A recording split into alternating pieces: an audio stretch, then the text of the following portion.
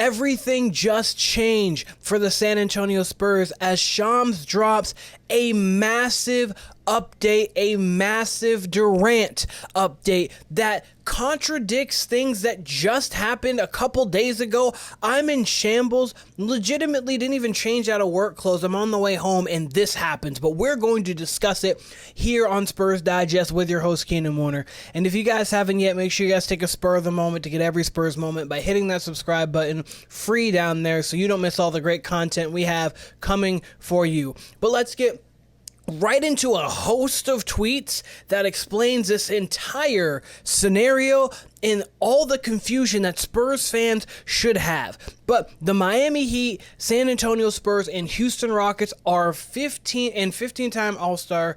Kevin Durant are preferred destinations out of Phoenix, sources tell ESPN. Those across the NBA have made aware in the recent days that those are the three teams that Durant would commit to long-term. Okay, those are the teams that he commit to long term. Just a few days back, we had this report come out. The Heat, Rockets, and Timberwolves appear to be the finalists for Kevin Durant. Trade negotiation with the Suns these teams are escalating. The Rockets and the Heat are there. We know they're there. That's preferred for Kevin Durant. But the Spurs are preferred for Kevin Durant, even though this was heating up.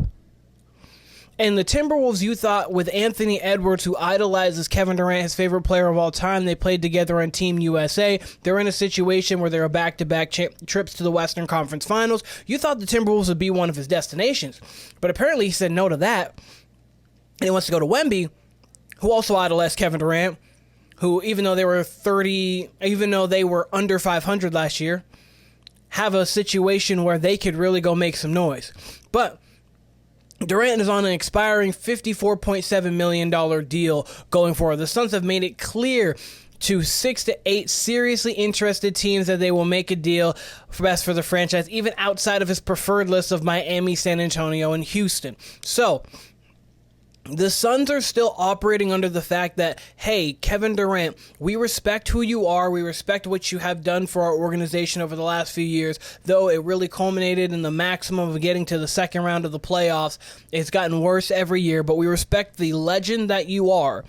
But at the same time, we are not going to just take a package at 75 cents on the dollar comparatively to one that is per se $1 to $1 or one that they feel like they're winning. They are going to go with that deal instead of pandering to Kevin Durant and allowing him to just make his own decision and go where he wants to. Which was also interesting because a few days back, this came out. According to league insiders, everyone initially believed Kevin Durant held all the leverage in trade talks. He could dictate where he wanted to go by only agreeing to sign an extension with select teams, forcing others to back off. But the leverage began to slip after some teams entered the mix willing to trade Durant without any long-term commitment content to treat him as a one-year rental and try to convince him to stay later. This is also working in conjunction with the last one where the Suns are not going to just trade Kevin Durant to wherever he wants to be, which is Miami, Houston, or San Antonio. And with this Kevin Durant update here, this is showcasing that people are fine to do the guy who is not named that actually got traded from us that went up to Toronto, where he was on a one-year deal, and they ended up winning the championship that year. They're willing to do a situation like that, and maybe a team, they wouldn't work out, like financially, but I'm just saying a team like Golden State or the Lakers, possibly them would be like, hey, we don't mind a one-year rental of you, Kevin Durant, because we're in win now and win now only. So that happened. And what's confusing is because this was literally a few days back when the San Antonio Spurs were not involved. And it's like, how did things change? Obviously, Kevin Durant wants what teams he wants, and these were expected to be the finalists. So is there a disconnect between the Spurs actually going for Kevin Durant and Kevin Durant's want to be in San Antonio? And realistically, the Suns want Jabari Smith and Jalen Green, but especially Jabari Smith Jr. I'm not sure the Rockets are willing to give up both. So Rockets conversations might halt. The San Antonio Spurs apparently have a package for Kevin Durant that the Suns are not enamored with, because the Spurs are only willing to trade Devin Vassell, Keldon Johnson, and Harrison Barnes. They don't want to give up Jeremy Sochan, who's on still a young contract. They don't want to give up Stephon Castle, obviously. They don't want to give up Wemby, duh. They don't want to give up the second pick in the draft. Maybe they'll give up the 14th pick in the draft, but they can't give up the 14th and then give too much.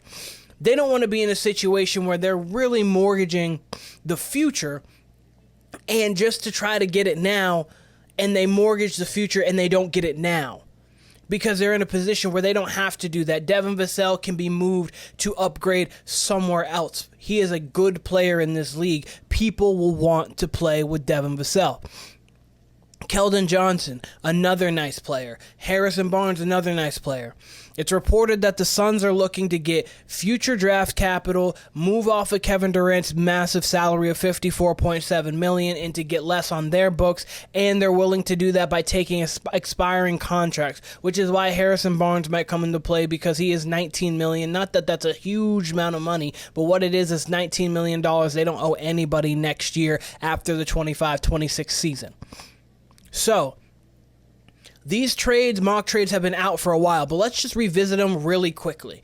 So, trades like this are looking like it for Kevin Durant, and probably why the San Antonio Spurs and the Suns have not come to some sort of formal agreement, even though Bill Simmons thought that something was finalized from just speculation. But Bill Simmons is not going to just throw something too random out there without some hearsay that he has. Other people have been like, okay, the Spurs and Kevin Durant have been almost finalizing these deals, and it could happen early as next week. But this first one, Keldon Johnson, Harrison Barnes, Malachi Branham, Blake Wesley, and the number 14th pick.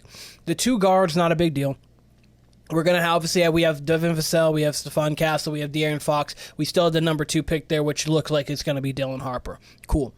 You get Harrison Barnes, an expiring contract, and you get Keldon Johnson, a younger player who could be off the bench or even start depending on what the Suns look like next year.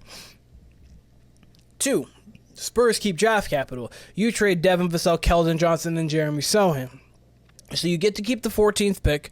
Jeremy Sochan in 2 years is going to need to get paid, and he is going to get paid. Maybe obviously he's not going to get paid top dollar or any max extension kind of like that, but he is going to get $15-18 million a year, roughly around there, depending on how much the cap goes up, and that could be difficult to do with De'Aaron Fox having himself an extension coming up in the near future, Victor Wembanyama in the near future, and obviously you've got to think to yourself, though it's long-term and you don't have to fully worry about it, depending on the deal Jeremy Sochan has, Dylan Harper is going to matter, because in 2 years from now, he'll be 2 years away from wanting his rookie extension. So that's got to be in the back of your head, and the Spurs financially are always thinking 4 to 5 years ahead. That's just how good of an organization they are.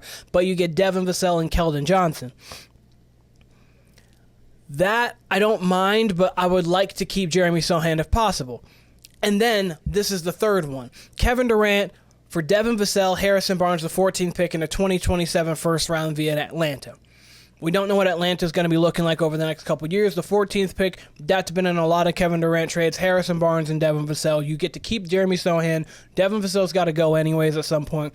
Harrison Barnes, expiring contract. That with Kevin Durant on the team, you don't need him, especially if you're keeping Jeremy Sochan, because your starting five would look like De'Aaron Fox, Stephon Castle, Kevin Durant, Harrison Barnes, Victor Wembanyama off the bench, Dylan Harper. Obviously, Keldon Johnson is still there. You would hopefully get a big in free agency of some sort and go from there. So much information, so much stuff. The Kevin Durant wants to come to San Antonio, Miami, or Houston. What does Kevin Durant want?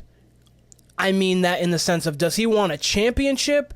Does he just want to play for money? What does he want to do? If he goes to Miami, that's going to be difficult because they're going to have to move off a lot of their young pieces, and maybe they can do it with the trio of Bam, Hero, and Kevin Durant, but at the same time, that's difficult. But the Eastern Conference, is going to be weaker next year with Boston having Jason Tatum out. The Rockets, do they want to give up Jalen Green and Jabari Smith Jr.? I think they're willing to give up Jalen Green. But also, do the Suns really want another redundant situation where they have Bradley Beal, Devin Booker, and Jalen Green? Is that what they want? They have a lot of future draft capital via the Suns, actually, I think some of their picks. But at the same time, what is the package going to look like? And San Antonio's not giving up too much for Kevin Durant. They are just simply not going to do it. And they respectfully should not give up too much for Kevin Durant. You get Kevin Durant if you have the opportunity to. If not, you draft, you move off of Devin Vassell, maybe get someone like Naz Reid, people we've talked about there, and you build that way. You get some role players who are going to play. We see that 9, 10 deep teams are actually going to be the ones that advance, not the teams that can only go 7. But let me know what you guys think about this Kevin Durant update, because I legitimately thought the Spurs were just done with it. And I know this doesn't mean that the Spurs are in it, but what that means is Kevin Durant wants to be there, and they've tried to get a deal done. They've tried to work for it. So there is some interest with the San Antonio Spurs in Kevin Durant just for the right price. We'll see if they do that. Let me know in the comments what you guys think about the right price for Kevin Durant and if you want him on this roster. This has been Spurs Digest with your host, Keenan Warner. Appreciate all of you guys, and I'll be seeing all of you guys very soon.